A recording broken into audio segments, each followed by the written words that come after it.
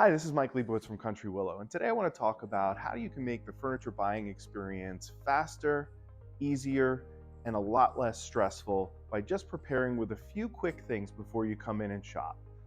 The first and most important thing is photos and dimensions. When you come in prepared with photos and dimensions, it gives us a good opportunity to make sure that we're picking the right piece to fit in your space. Sometimes having a piece that's too big or too small can affect the overall look of the room. Because all of the furniture that we make is made to order, it comes in lots of different sizes, sectionals come in lots of different configurations, and you have lots of different pillow combinations as well. And even though it's really the size that we're talking about here, all of those things should be in your mind.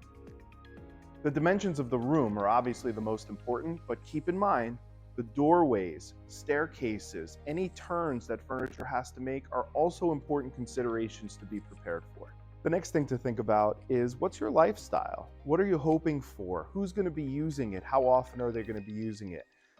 Is the material that I'm choosing for my pieces of furniture appropriate to the people who are using it? For example, kids, pets, how active will the space be?